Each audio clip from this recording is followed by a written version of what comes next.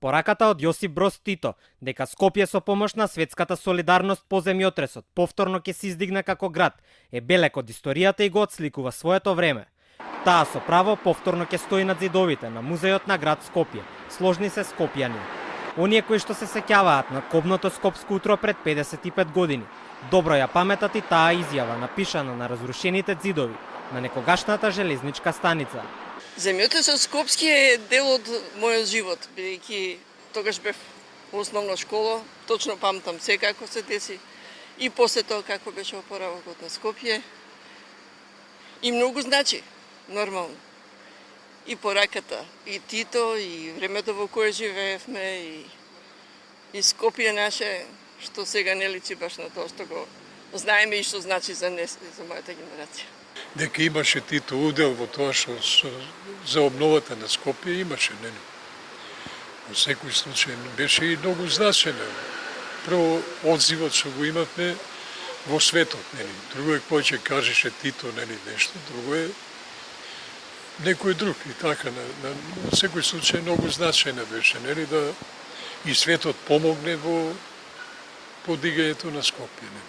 Ако не беше ке барав да се постави. Зашто? Затоа што тоа време не може да се заборави. Треба да се врата на своето место и за не само ние, него и туристи што идат во градот Скопје, да бидат запознати, да знаат што се случило во тоа време.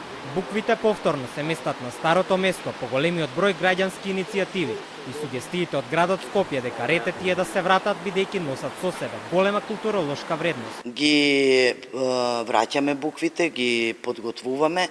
За поставување ќе бидат поставени на истото место, истиот текст, со нешто малку видоизменето. Ќе бидат исто во стиропор, односно тоа сега е тврдо пресован стиропор, а тоа е заради техничките причини. Практично зидот кој што е поставен, аквапанелот не може да трпи ништо друго, инаку се обидувавме и во челик, како потрајно решение. Изјавата на председателот на СФРЈ стоеше со златни букви напишана над зидот на старата железничка станица од 1974 година. Во 2001 таа е отстранета од тогашната власт. Остатоците од лепакот над зидот стоеа се до неговата реконструкција пред неколку години и сведочеа за текстот кој некогаш убаво се читал. Тој текст практично ја отсликува солидарноста која што се случи по катастрофалниот земјотрес и сето она, нели, во обновата во Скопје, на Скопје, и заради тоа сметам дека практично најмногу ги предизвикувало и пречело, да речем, на луѓето зошто било извадено. Буквите со пораката од Тито свечено ќе бидат откриени на пригодната манифестација за одбележување 55 години од Скопскиот земјотрес.